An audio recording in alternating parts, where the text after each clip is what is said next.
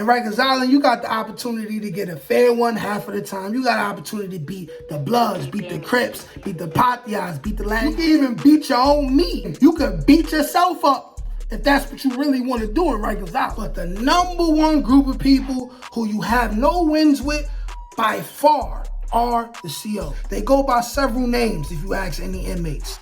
COs, police, cops, and rent-a-cop. We ain't gonna never get no pussy in these clothes, man. But no matter what you call them, you better respect their gangsters. They are undefeatable. I'm talking about like they are like Thanos in Infinity Wars. You just can't beat them no matter how hard you try. So I'm gonna tell y'all a story about a time where a Latin king, he was tough, he was brave, he was official, but he challenged the wrong op. And the op was a CO. Not only the op was a CO, he was a blood from the Bronx. And when you're in Rikers Island, you will hear rumbles and gossip about certain COs being in certain gangs. But this was the very first time I seen a gang member who was a CO, and he announced it in front of everyone. And he spoke like a blood in front of everyone.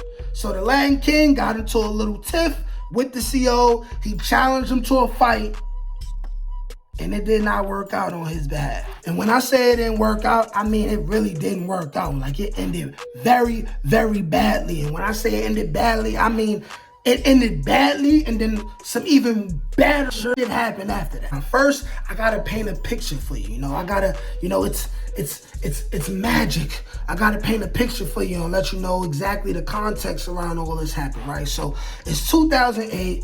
We in Marjorie Lower. This is a place where it's different from the cell houses. The cell houses may have up to 30 cells, and these are cells. So your doors get buzzed open, right? In the mods, there's almost twice as many people in there. There's 50 beds, but there's just beds, no cells, right? It's dangerous depending on who you are, because being that there are no cells, at any random point, somebody could just rock you in the face with a bunch of Corecraft soap in a sock and just rock you in your face.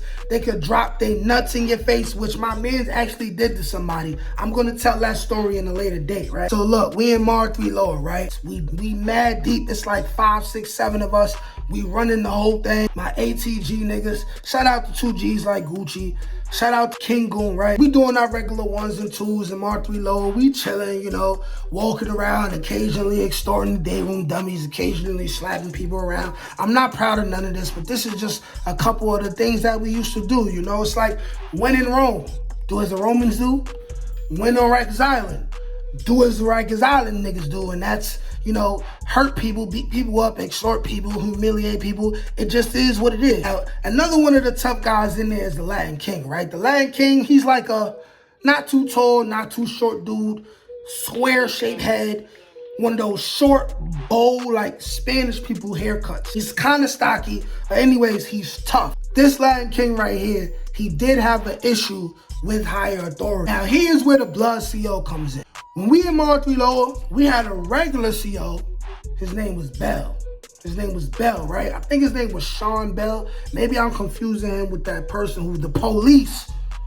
They took his life and shot him 50 times, but I know his last name was Bell. Tall, light-skinned cat, wavy hair, got all the bitches, right? All the female COs, right? Something was lit. On this particular day, Bell was not here. So when your regular CO is not there, they have to replace that CO with another CO who's just available to fill up that space. 3 o'clock comes, his shift starts. And the thing about 3 o'clock is, at 3 o'clock, they usually want every single inmate to go to their bed and sit down and be quiet for a while so they can do the count.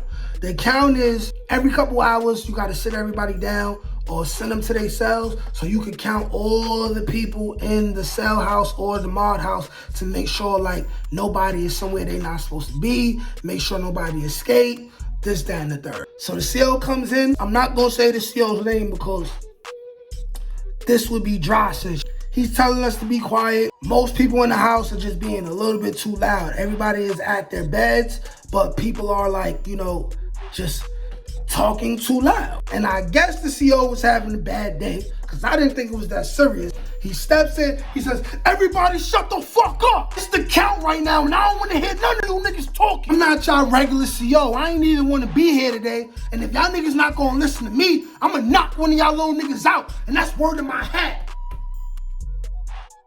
See this face I'm making right now? This is the face that everybody made once he said word of my hat. That's the first time I literally seen the CO incriminate himself like that. Well, it takes a lot of time and dedication to put these videos out. So go ahead and hit that like button and subscribe. Thank you. Instantly, everyone shuts up. This is a grown man. He was like 35 at the time. All of us inside of Mar3 Low, we were all 16, 17, 18. We did not want no smoke with this man. He was entirely too big and he was entirely too angry. I looked at him, I'm like, hey, we ain't got no wins here, buddy. Here's where the confrontation between the Latin King and the big blood CO happened. Somebody either did something wrong that they were supposed to do, or somebody did not do something that they were supposed to do. And being that he was upset about it, he took it out on everyone. He demands everybody to go to their bed, right? Around this time, I think he had one of those like Latin King meetings that he was supposed to attend, and it was maybe one of those like mandatory Latin King meetings. And the CO was basically like, hey, you not going nowhere. Y'all don't listen. You're not going nowhere, right? And he yelling. But the Latin King is like, yo, I got to go to the little library. It's important. It's about my case, this, that, and the third. He like, I thought I told you, you're not going nowhere. Y'all sitting at y'all beds for the rest of the tour, right? At this point, Latin King is heated. Like he's steaming mad. His face was turning red, and you could almost see steam coming out his ears, right? Like he was Fred Flintstone or somebody, right? The Latin King is like a couple beds close to me. And I'm telling him, I'm like, yo, bro, chill. I'm like, yo, bro, chill. Like, chill. Just, but who am I? You know what I'm saying? I wasn't nobody. I was just a GFC dude that was there. I ain't have nothing to do with Bloods, Crips, Latin Kings, Patias, none of that. So I really had the right to tell him to chill. He had the right to go to law library. He was being denied access to law library, and he was mad, right? Blood CO, the big hat CO, right? And after a couple seconds of seeing the hostility, energy, I just made up a word probably, coming from the Latin King, right?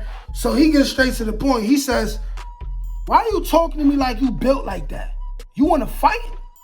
Pussy?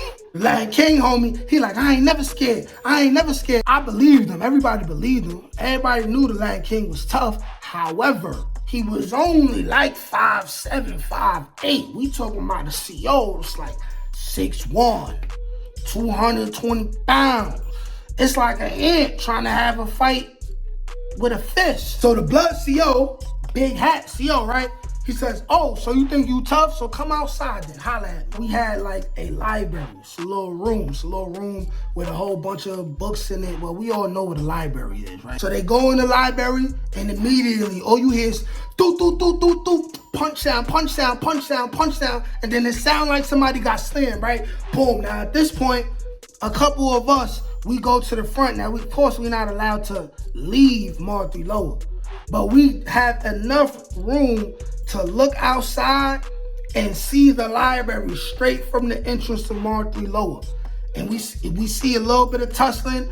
The CO from the other side goes into the library too, closes the door all the way. You hear more tussling. Now it really sounds like they just stomping a mud hole in the Latin King. Like it's at this point, it's like he's done for, but he's not done for because it gets worse. If you're thinking about leaving, you don't want to leave. The door opens, both COs leave the library. The CO from the other side goes to the other side.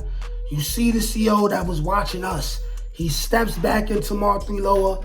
His shirt is messed up, right? It's untucked. But as the library door is closing, you see the Latin King's feet on the ground. So he's clearly laying on the ground. Clearly, they did a number on this man. The CO gets on the walkie-talkie thing and says a couple codes. Right? All COs come, they take the guy, right? They take him automatically to the box. We do not see him at this point because we all had to go back to our beds. Now, usually if COs have to put their hands on inmates, they usually don't want to do no paperwork. The fact that they had to take them to the box means that something very, very, very bad happened because paperwork had to be written. Like I said, COs like to put in work. They like to beat niggas up and not have to do no paperwork. Next day comes along, I'm looking for every Latin King I know, right? And I'm questioning them. I'm like, yo, hey, you heard what happened to your boy, such and such, such and such, such and such? And one of the Latin Kings told me, they're like, yeah, man, they put him in a box. He caught a new charge. I'm like, he caught a new charge? For what? They're like, assaulting an officer. I'm like, assaulting an officer? The CO asked him to shoot the fair one. King like, yeah, they sent him in the box. He caught a new charge for assaulting the officer. The officer said that he had to defend himself because the Latin King attacked him. Like, okay, that's a lie. But you know, the COs lie all the time. And King is also like, yeah, they also got his eye covered right now. He was in the infirmary for mad long. He's gonna have to have surgery. I'm like, surgery for what? They're like, yo, man, whatever happened inside the library, the CO fractured his eye socket. You know how hard you gotta hit somebody to fracture their eye socket?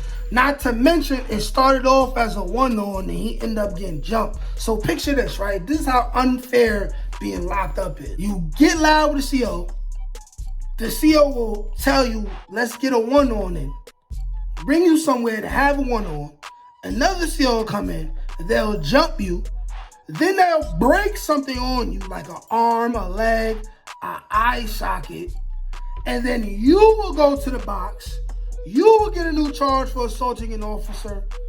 Nothing will happen to the officer. That's the last I ever heard of or seen of that Latin King dude. And if you like this Rikers Island story, click this Rikers Island story right up here.